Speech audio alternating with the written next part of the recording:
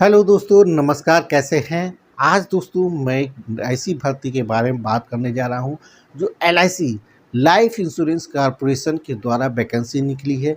इस वैकेंसी में assistant administrative officer के पद निकले हुए हैं। ठीक है। इस भर्ती के सिलेक्शन के लिए आपको कोई बहुत बड़े तामझाम सब्जेक्ट की ज़रूरत नहीं है। अगर आपके पास मैथ है, रीजनिंग है, डाटा इंटरप्रिटेशन जैसे सब्जेक्ट अगर हैं और इंग्लिश का थोड़ा बहुत हल्का-फुल्का ज्ञान है, तो आपका सिलेक्शन इस भर्ती में ज़रूर हो जाएगा। ठीक है? तो इस भर्ती के विज्ञापन के बारे में विस्तार से आज हम इस वीडियो के माध्यम से आपसे बात करेंगे। ठीक है? उम्मीद करता हूँ आप लोग इस भर्ती के विज्ञापन के बारे में पूरा जानने के लिए वीडियो को पूरा ज़रूर देखिएगा। स्किप बिल्कुल मत करिएगा। ज़्यादा से ज़्यादा इसे दोस्तों में शेयर करिएगा, जिससे इसकी जानकारी उन तक भी पहुँच सके। ठीक है, तो देर किस बात की, आइए डिस्कस कर लेते हैं। लाइफ इंश्योरेंस कॉर्पोरेशन की असिस्टेंट एडमिनिस्ट्रेटिव ऑफिसर की 350 वैकेंसी निकली है और असिस्टेंट एडमिनिस्ट्रेटिव ऑफिसर स्पेशल के लिए 310 वैकेंसी हैं। ठीक है, इसके अलावा सीएस और सीए, एक्चुरियल साइंस और लीगल के लिए भी वैकेंसी हैं। एक्चुरियल साइंस के लिए भी आपको केवल ग्रेजुएशन की योग्यता होनी चाहिए। असिस्टेंट एडमिनिस्ट्रेटिव ऑफिसर के लिए भी क्वालिफिकेशन की बात करते हैं तो सिंपल ग्रेजुएशन किसी भी ट्रेड में आपने बीए, बीएससी, बीकॉम, बीटेक कुछ भी कर रखा है, ग्रेजुएशन की डिग्री है आपके पास किसी भी रिकॉग्नाइज्ड यूनिवर्सिटी के द्वारा, तो आप इसके लिए एलिजिबल है। बिंदास होकर इसमें आवेदन कर सकते हैं। ठीक है। एप्लीकेशन की बात कर लेते हैं तो 16 अगस्त 2025 से लेके 8 सितंबर 2025 तक इसके आवेदन फार्म भरे जाएंगे। तो बहुत अच्छा समय मिलेगा। इस समय आप फार्म जो है ऑनलाइन लाइव चल रहे हैं। आप लोग अभी चाहे इस वीडियो को देखने के बाद आवेदन भी कर सकते हैं। ठीक है। एग्ज़ाम की डेट की बात कर लेते हैं तो इसमें देखिए 3 चरणों में टोटल सिलेक्शन प्रक्रिया होती है। एक पहला आपको प्री एग्ज़ाम होगा, दूसरा मेन होगा, उसके बाद इंटरव्यू होगा। ठीक है। तो प्री एग्ज़ाम की जो डेट दे रखी है 3 अक्टूबर 2025 को दे रखी है। जो लोग प्री एग्ज़ाम क्वालिफाइड कर लेंगे, अगले महीने की बात करते हैं 8 नवंबर 2025 को मेंस एग्ज़ाम भी देने को मिल जाएगा। ठीक है। और जो लोग इसको मेंस एग्ज़ाम क्वालिफाइड करेंगे तो दिसंबर में आपको इंटरव्यू देने का भी मौका मिल जाएगा।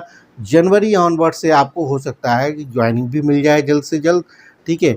तो इन 5-6 महीने के अंदर ही आपको पूरा सिलेक्शन प्रक्रिया कंप्लीट होके आवेदन करने से लेके पेपर देने तक सारी प्रक्रिया कंप्लीट हो जाएगी और नौकरी आपके घर पे दस्तक दे जाएगी।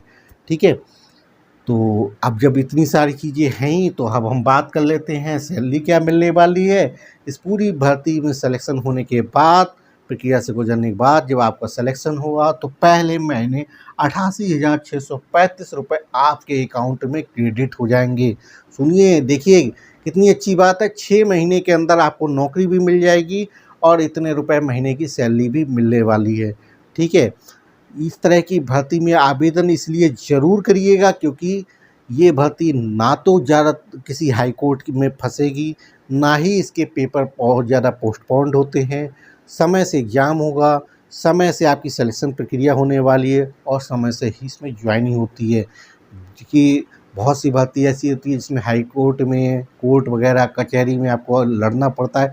इस भर्ती के लिए ऐसा कुछ नहीं होने वाला क्योंकि वैकेंसी कम होती है, लोगों का ध्यान कम होता है और इस तरह की वैकेंसी में आवेदन करने से वो रह जाते हैं। लेकिन अगर आप मेरे सब्सक्राइबर हैं तो आपको आपकी नज़रों से इस तरह की भर्ती छूटने वाली नहीं है। ठीक है। अब जब पैसे की बात हो ही रही है तो हम बात कर लेते हैं बॉन्ड की लिए भी। तो 4 साल का इसमें बॉन्ड साइन करना पड़ेगा आफ्टर सिलेक्शन के लिए कि भैया अगर आप 4 साल से पहले नौकरी छोड़ते हैं तो 5 लाख रुपए देने होंगे। आप करते रहेंगे तो कोई दिक्कत नहीं, तनख्वाह तो आपको मिल ही रही है और बाकी आपका सर्विस चल ही रहा है। भैया आज की डेट में 88,635 रुपये की अगर आपको तनख्वाह वाली नौकरी मिल जाए और जिसमें खाली ब्रांच एडमिनिस्ट्रेशन का काम हो तो किसे पड़ी है नौकरी छोड़ने की। नौकरी मिल तो रही नहीं, मिलने के बाद छोड़ना किसे है। ठीक है। लेकिन हाँ, फिर भी अगर कोई अच्छी अपॉर्चुनिटी आपके पास इससे भी अच्छी आ जाती है तो आप छोड़ सकते हो, कोई टेंशन नहीं है। ठीक है। फीस की बात कर लेते हैं। जब पैसे की बात चल ही रही है तो आवेदन शुल्क की भी बात कर लेते हैं। SC ST हैंडीकैप कैटेगरी के लिए जो आवेदन शुल्क रहने वाला है वो 85 रुपये प्लस ट्रांजेक्शन शुल्क प्लस GST रहने वाला है। बहुत नॉमिनल शुल्क है ये। ठीक है। अदर कैटेगरी के लिए बात करते हैं, जनरल, ओबीसी और ईडब्ल्यूएस कैटेगरी के लिए, तो उसके लिए जो फीस रहने वाली है 700 रुपये प्लस ट्रांजेक्शन शुल्क प्लस जीएसटी रहने वाली है। तो बहुत ज़्यादा शुल्क इसमें नहीं रहने वाला है। ठीक है, तो ये तो साफ हुई सीधी सीधी सी बात भाई, आवेदन शुल्क तक के हम पहुंच ही गए हैं। तो ठीक है, तो आवेदन करने के बाद अगला जो चरण होता है भाई, हम इसके पेपर के बारे में भी समझ लें, पेपर पैटर्न कैसा रहता है। ठीक है, चूँकि आपको पहले ही बता चुके हैं, इसकी सिलेक्शन प्रक्रिया में प्री और मेन, इसके बाद में इंटरव्यू, 3 चरणों में प्रक्रिया संपन्न होती है। तो सबसे पहले प्री का पेपर पैटर्न समझ लेते हैं। इसमें कितने क्वेश्चंस आते हैं, कितने मार्क्स मिलेंगे, ठीक है, और कितना टाइम मिलेगा इनको सॉल्व करने के लिए।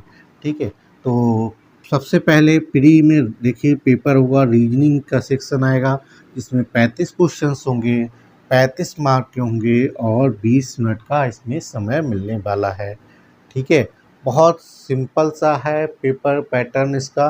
ठीक है, अगला जो सेक्शन होगा वो न्यूमेरिकल एबिलिटी का होगा। ठीक है, 35 क्वेश्चंस होंगे, 35 मार्क के होंगे और 20 मिनट का समय मिलने वाला है। ठीक है, मात्र यही 2 सेक्शन आपको सिलेक्शन दिलाएंगे, इन्हीं 2 सेक्शंस पे आपकी मेरिट बनने वाली है। तीसरा सेक्शन ज़रूर इसमें पूछा जाएगा इंग्लिश लैंग्वेज का, जिसमें 30 क्वेश्चंस होंगे, 30 मार्क का होगा और 20 मिनट का समय मिलेगा। लेकिन इसमें अगर आप अदर किसी SC ST और हैंडीकैप्ड के अलावा किसी और कैटेगरी के हैं, तो आपको मिनिमम 10 नंबर भी ले आएंगे तो आप पास हो। इंग्लिश में केवल मिनिमम क्वालिफाइंग 10 नंबर भी आ जाते हैं तो पास हो जाएंगे।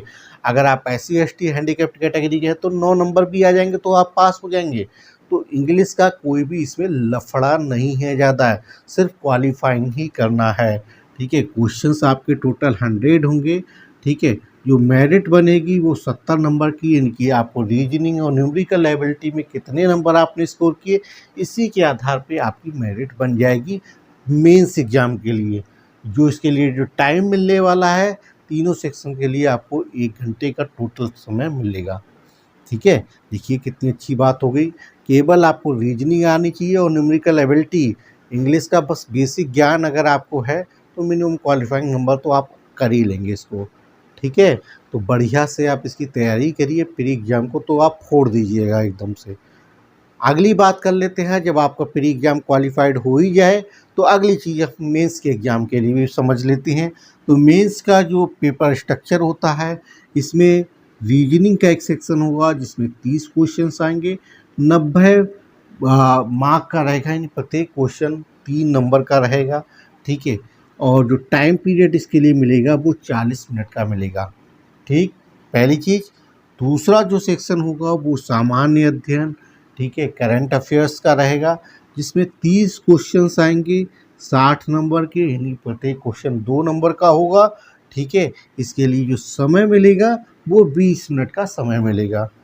ठीक, इसके बाद बात कर लेते हैं तीसरा सेक्शन जो होगा वो डाटा एनालिसिस एंड इंटरप्रिटेशन का होगा। ये भी देखिए बहुत ज़्यादा टफ नहीं होता है। ठीक है, इसके लिए जो क्वेश्चंस आएंगे 30 क्वेश्चंस आएंगे, 90 मिनट का समय सॉरी इसके लिए जो क्वेश्चंस आएंगे वो 30 होंगे, 90 मार्क होंगे। ये फिर अगेन देखिए 3 नंबर का एक क्वेश्चन होने वाला है। ठीक है, इसके लिए भी समय आपको कितना 40 मिनट का मिलने वाला है। ठीक है, इसके बाद अगला जो सेक्शन होने वाला है वो इंश्योरेंस से संबंधित आपको कुछ नॉलेज से बेसिक क्वेश्चंस पूछे जाएंगे। फाइनेंस की नॉलेज में, यानी वित्तीय ज्ञान के बारे में आपसे कुछ क्वेश्चंस पूछे जाएंगे, जिसमें आपको 30 क्वेश्चंस होंगे, 60 मार्क का होगा, 20 मिनट का इसको समय मिलने वाला है। ठीक है, इस तरह आप समझ देख लीजिएगा, टोटल 120 क्वेश्चंस आपसे मेंस में पूछे जाने वाले हैं, जो 300 नंबर का रहेगा। ठीक है, टाइम पीरियड की बात करते हैं तो टोटल 2 घंटे का समय मिलेगा इन चारों सेक्शन को सॉल्व करने के लिए। ठीक है, अगर आपने रीजनिंग और डाटा इंटरप्रिटेशन और सामान्य अध्ययन में अच्छा काम कर लिया तो आपका सिलेक्शन बड़े आसानी से हो जाएगा। एक सेक्शन इसमें और आएगा, वो होगा इंग्लिश डिस्क्रिप्शन का। इंग्लिश डिस्क्रिप्शन के मात्र आपसे 2 क्वेश्चंस पूछे जाएंगे जो डिस्क्रिप्टिव होंगे, जैसे लेटर राइटिंग होगा, ईमेल राइटिंग होगा, इस टाइप के बेसिक आपको नॉलेज जानना चाहता है कि आपको कोई लेटर वगैरह अगर आपको दिया जाए तो आप लिख पाएंगे, टाइप कर पाएंगे। ठीक है, तो 2 क्वेश्चंस आपसे पूछे जाएंगे जो आपके 25 नंबर का होगा, ठीक है। इसमें मिनिमम अगर आपके 9 से 10 नंबर इन SC/ST हैंडीकैप के लिए मिनिमम 9 नंबर भी आ जाते हैं तो वो क्वालिफाइड हो जाएगा। इसका कोई नंबर इसमें मेरिट में इफ़ेक्ट नहीं करेगा। अगर आप जनरल और OBC कैटेगरी या EWS कैटेगरी के लोग हैं तो इस इंग्लिश वाले सेक्शन में अगर 10 नंबर भी आ जाए तो सफिशिएंट है। ठीक है। तो इंग्लिश का बहुत बड़ा हुआ इसमें नहीं होने वाला है। इसके कोई मार्क्स इसमें ऐड नहीं होंगे, केवल मिनिमम क्वालिफाइंग मार्क्स आ जाएंगे तो आप क्वालिफाइड मान लिए जाएंगे। और इन 2 क्वेश्चन को करने के लिए आपको 30 मिनट का समय मिलेगा। ठीक है। बस अगर आप ध्यान देंगे इंग्लिश में एसे राइटिंग, ईमेल राइटिंग पे, तो आपके ये 2 क्वेश्चंस बड़े आसानी से आप कर पाएंगे। ठीक है। और आप बड़े आसानी से 10 नंबर का इसमें स्कोर कर ही लेंगे। ठीक है। तो ये था इसका प्री और मेन। जब आपका मेन में सिलेक्शन हो जाएगा तो बिंदास होकर आप इंटरव्यू की तैयारी कर लीजिएगा और इंटरव्यू आप इसको फोड़ के चले आइएगा और आपका सिलेक्शन निश्चित होगा। ठीक है। अगर आप इसमें आवेदन करना चाहते हैं तो आवेदन करने के लिए जो वेबसाइट licindia.in की वेबसाइट पे जो आप जाएंगे तो वहाँ आपको एक कैरियर सेक्शन मिलेगा। उस कैरियर सेक्शन में जाके आपको इस असिस्टेंट एडमिनिस्ट्रेटिव ऑफिसर की वैकेंसी मिल जाएगी। ठीक है। इसके अलावा जो स्पेशल वाली की बात करते हैं तो इसमें आपको ग्रेजुएशन के साथ में 5 साल का इंश्योरेंस सेल्स का एक्सपीरियंस होना चाहिए।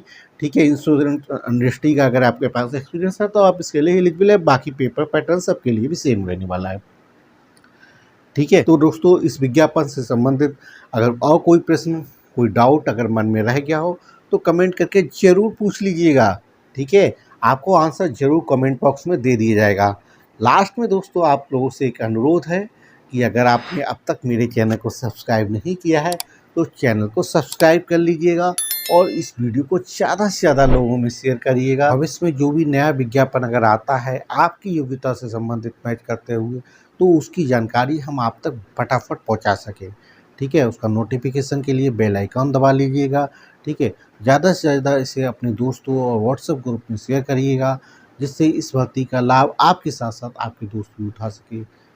ठीक है दोस्तों, फिर मिलेंगे किसी नए वीडियो में नई भर्ती नए विज्ञापन के साथ और उसमें डिस्कस करेंगे कि वो भर्ती आपके लिए कैसे सूटेबल होगी। इसके लिए चैनल को ज़रूर सब्सक्राइब कर लीजिएगा। Thank you. Bye bye.